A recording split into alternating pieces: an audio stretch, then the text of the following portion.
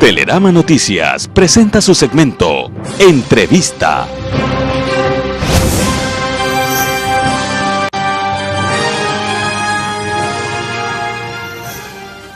Amigos televidentes, muy buenos días. Saludamos cordialmente al doctor Washington Pesantes, precandidato presidencial por el Movimiento Unión Ecuatoriana. Bienvenido, doctor, gracias por estar con nosotros. ¿Cómo se perfila políticamente Unión Ecuatoriana y el precandidato Washington Pesantes con miras a las próximas elecciones, cuando en este momento ya se habla de alianzas, de poner algunas candidaturas en pro de otras, etcétera? Bienvenido, buenos días. Muy buenos días, gracias por la invitación. Nosotros miramos de un lado con escepticismo como las fuerzas de siempre se han alineado ya.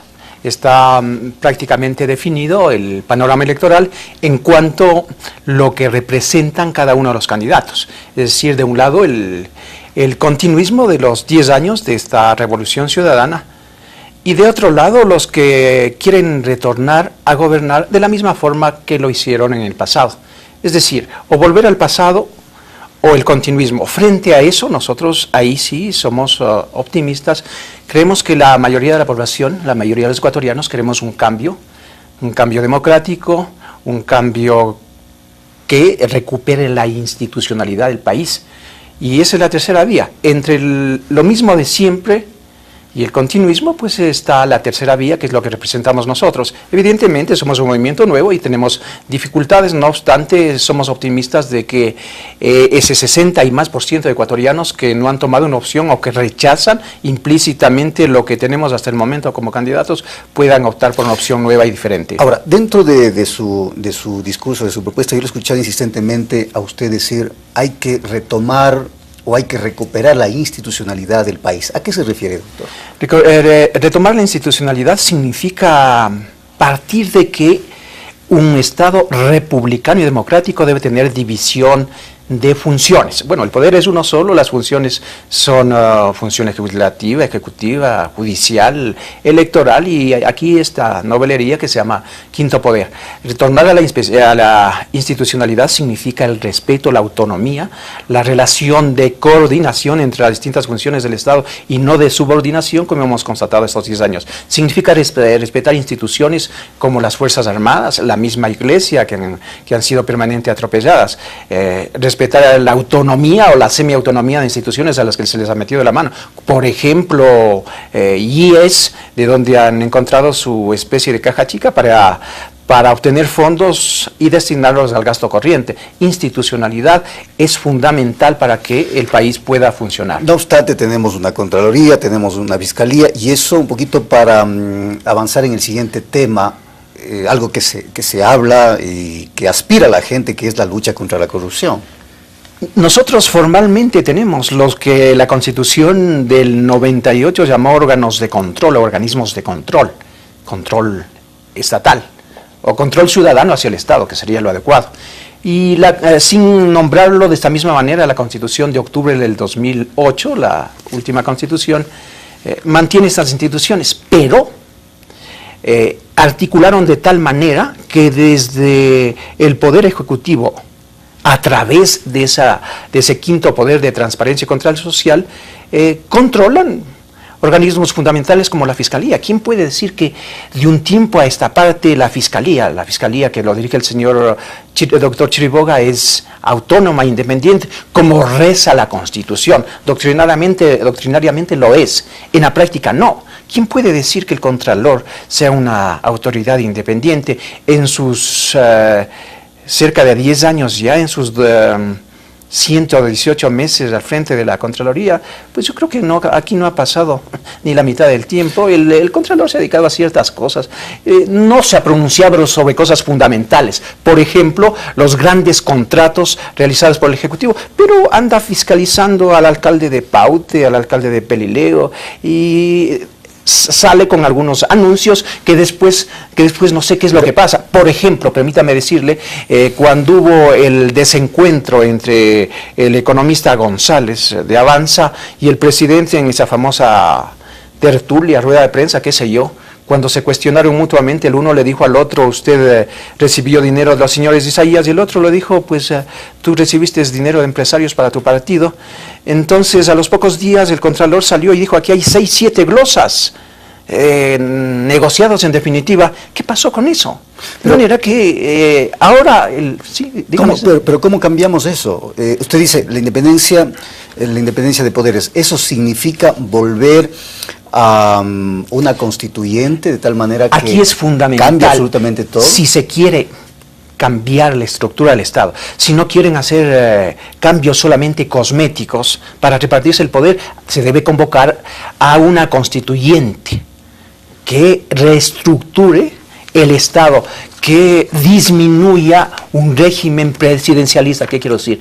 Aquí se le da demasiados poderes, no hay fiscalización, demasiados poderes al Ejecutivo, y cualquier otra persona que llegue al poder con esta Constitución estaría tentado a hacer lo mismo que ha hecho este presidente, prácticamente a monopolizar el ejercicio del poder, de manera que esto pasa por que haya un poder constituyente que cambie el régimen constituido. Ahora, Y hay algunas personas que han dicho, no, que es que la Asamblea puede, no señores, ellos no pueden hacer. Una cosa es el poder constituido y otra cosa es el poder constituyente, que lo puede todo, en definitiva. Ahora, doctor, uno de los temas que aquejan en este momento al país es, sin lugar a dudas, la situación económica. ¿Cómo superar la crisis? ¿Hacia dónde debe ir el Ecuador? Permítame decirle antes, porque usted me pregunta de los órganos de control, a mí me parece vergonzoso, si bien está dentro de sus facultades, la elemental ética de un gobernante debería impedirlo hacer. ¿A qué me refiero? Ahora ya están convocando al concurso de fiscal, ya se está hablando de ciertos nombres. Algunos cortesanos de Palacio ya aparecen como candidatos a fiscal. Lo mismo se está hablando de Contralor, y no me extrañaría que el Contralor, que ha sido tan servicial, entre comillas, con este gobierno, esté nuevamente candidato. Eso solamente se puede cambiar con una constituyente, y cuando se convoque una constituyente, una consulta popular que le diga al pueblo ecuatoriano, ¿está de acuerdo en cesar en funciones a las autoridades nombradas por la Revolución Ciudadana? Evidentemente los nuevos Contralor, Fiscal General, que lo van a dejar, que se van a encargar, esa es la consigna, de impedir la fiscalización, deberían irse a su casa. Lo digo de antemano. Ahora, ¿cómo superar la crisis económica? Que es uno de los problemas que aquejan y que la gente se pronuncia comúnmente en las calles. Eso es lo que nos aqueja a los ecuatorianos. El Ecuador tiene hoy más que nunca un índice de desocupación, que es el mejor parámetro. No nos hablen tanto del PIB, de una serie de artificios, que para eso el gobierno es bastante hábil. Se ve la pobreza en las calles, se ve la desocupación, cerca de un 60% entre desocupados totalmente y subocupados, que se suben a los buses, que venden en las calles, de manera que la deuda externa, que ya está pasando el 40%, que es el límite legal, pero los artificios hacen que ni siquiera se sepa exactamente. Del Seguro Social han metido la mano entre 7.000 y 11.000 millones de...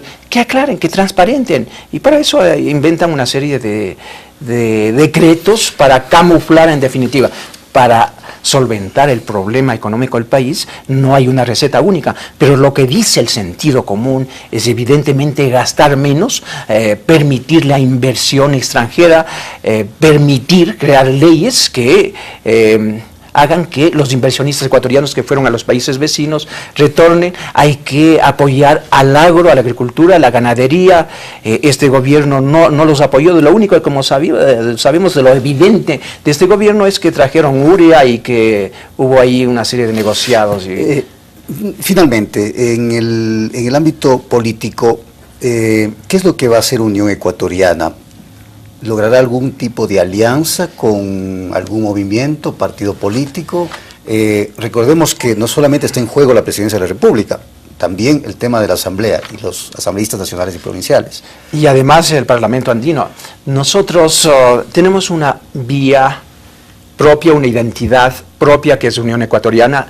La tercera vía es el tercer camino. En el escenario nacional, el país deberá escoger entre los mismos de siempre, llámense, como ha llamado este presidente, partidocracia, es decir, los partidos tradicionales o el partido único. Los unos y los otros son negativos para un país democrático, tolerante, centrista, que esté de acuerdo con las corrientes históricas, ¿no es cierto?